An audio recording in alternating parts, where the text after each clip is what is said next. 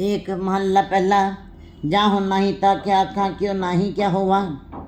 यहाँ पे इस पदे के अंदर काजी गुरु जी से प्रश्न कर रहा है कि आपने भी तो अपने को कुछ माना होगा, आप अपनी स्थिति बताइए कि आप अपने को किस स्थान पे रखते हैं, आपने अपने को क्या माना है।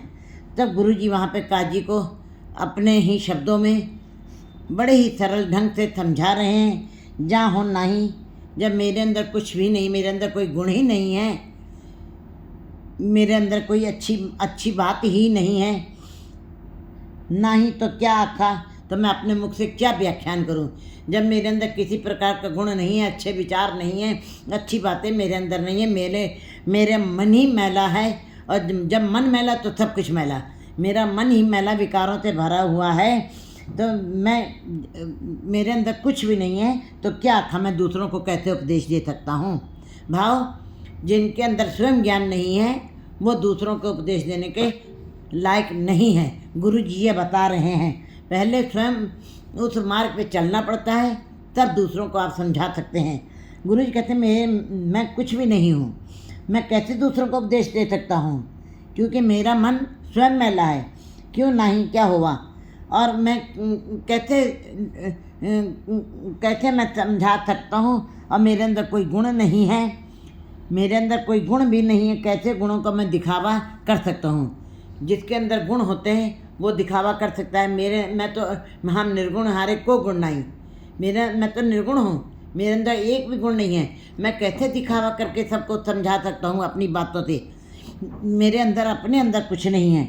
कीता करना कहया कथना परया पर तुआ, मेरी कथनी भी मैली है, मेरी करनी भी मैली है, मेरे किए गए कर्म भी मैले हैं, और मंथा वाचा कर्मणा, सब तरफ से ही मैं मैला हूँ, मेरे अंदर विकार भरे हुए हैं। और जब मन मैला है तो फिर जो भी आँखों से देखा जाता है वो भी मैल है, जो रचना से बोलते हैं वो भी मैला है, जो कानों से सुन रहे हैं वो भी मैला है। गुरु जी बता रहे मेरा कथनी और कथनी दोनों में मैल भरी हुई है।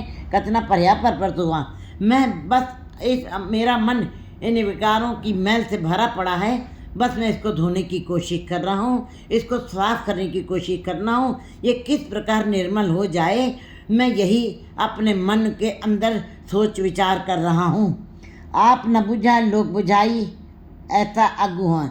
जब मेरे अंदर स्वयं समझ नहीं है, जब मेरे अंदर खुद ज्ञान नहीं है, मेरे अंदर खुद बोध नहीं है, तो लोक बुझाई, मैं दुनिया को कैसे समझा सकता हूँ, दुनिया को कैसे ज्ञान दे सकता हूँ, दुनिया को कैसे उपदेश दे सकता हूँ। ऐसा आगू, अगर जो ऐसा आगू हो जाएगा, ऐसा मुखिया हो जाएगा, ऐसा सरदार बन जाएगा कोई जिसके अंदर स्वयं बूझ नहीं है, स्वयं ज्ञान नहीं है, स्वयं समझ नहीं है, और दुनिया को समझाने चल रहा हो, तो ऐसा आगू क्या कर सकता है।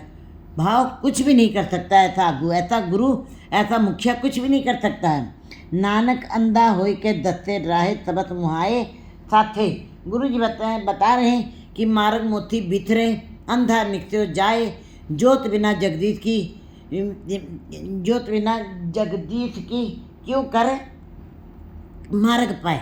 कहते हैं गुरु जी कि मार्ग में मोती बिखरे हुए हैं, हीरे मोती बिखरे भी हों, जो अंधा अगर जो जा रहा है तो उसको क्या महसूस होगा कि मोती की कितनी वैल्यू, हीरे की कितनी वैल्यू।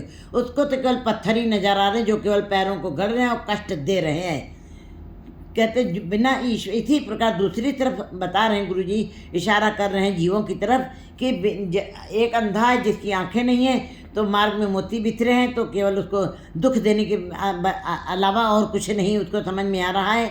लेकिन जिसकी आंखें होते हुए अंधे हैं, ज्योत बिना जगदीश की, कहते हैं क्यों कर मार्ग पाए, वो हरि के मार्ग को कैसे प्राप्त कर सकते हैं जिनके अंदर परमात्मा के नाम की ज्योत नहीं, जिसके अंदर ज्ञान की आंखें नहीं खुली हुई हैं। बता रहे हैं गुरु जी कि नानक अंधा होए के दत्ते, अंधा आदमी अगर जो दूसरों को रास्ता बताने चले तो ये मूर्खता ही है, ये अज्ञानता है, ये तो उसका अंदर पूरी की पूरी अज्ञानता है, जिसका जो अंधा होकर के दूसरों को मार्ग कैसे बता सकता है। गुरु जी बता रहे हैं कि जाका गुरु है आंधड़ा, चेला निपट निरंध।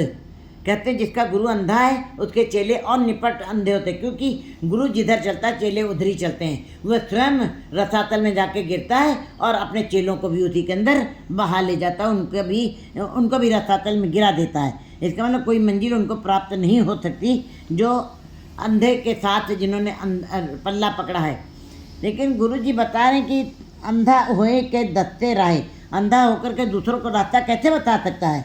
सबस मुहाए साथे, और जो साथ में उसके जुड़े हुए हैं उनको रास्ता किसी प्रकार वो नहीं बता सकता है। गुरु जी बता रहे हैं कि आगे गया मुँह पाए तो ऐसा आगू जापे। अगर जो ऐसा अंधा होकर के अज्ञानी होकर के ज्ञान नहीं है और अवगुणों से भरा हुआ है, अंदर एक भी गुण नहीं है, तो ऐसे जीव अगर जो संसार के जीवों को उपदेश देना चाहें और संसार को रास्ते पे लाना चाहें तो ये उनकी मूर्खता ही है, ये उनकी अज्ञानता है। ऐसा कभी हो नहीं सकता है। वहाँ साथे वो आप आगे गया मुँह में पाए, ऐसे जीवों की हालत क्या होती है। गुरु जी बता रहे हैं कि जब वो परमात्मा के दरबार में जाएंगे तो मुंह के ऊपर ही उनको चोट खानी पड़ेगी, मुंह के ऊपर ही उनको बड़े सारे कष्ट सहने पड़ेंगे, क्योंकि जितने भी विकारों की चोट है, चाहे लोभ है, उस लोभ की चोट भी मुंह के ऊपर ही पड़ती है, अहंकार की भी चोट मुंह के ऊपर दिखाई देती है, क्रोध की चोट भी मुंह के ऊपर दिखाई देती है, वासना की चोट भी मुंह के ऊपर, और काम क्रोध लोभ मोह अहंकार मोह की चोट भी, इसका मतलब विकारों की चोट मुंह के ऊपर उसको खानी पड़ेगी। जो आगे गया मुँह पाए और उसको एक बेइज्जती होगी, उसको कहीं मान सम्मान नहीं मिलेगा और लोग उसकी मजाक उड़ाएंगे।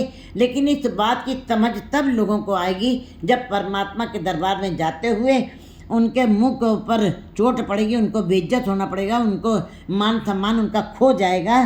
तब ऐसे लोगों को तू आगे गया आगू जापे, तब उनको ऐसा महसूस होगा, इस बात की समझ आएगी कि हमारा आगू अच्छा नहीं था, हमारा सरदार अच्छा नहीं था, हमारा गुरु अच्छा नहीं था, जिससे हम भी वो स्वयं रसातल में गया और हम भी उसके साथ आप डूबे चौबेद में चेले दिए बुढ़ाए।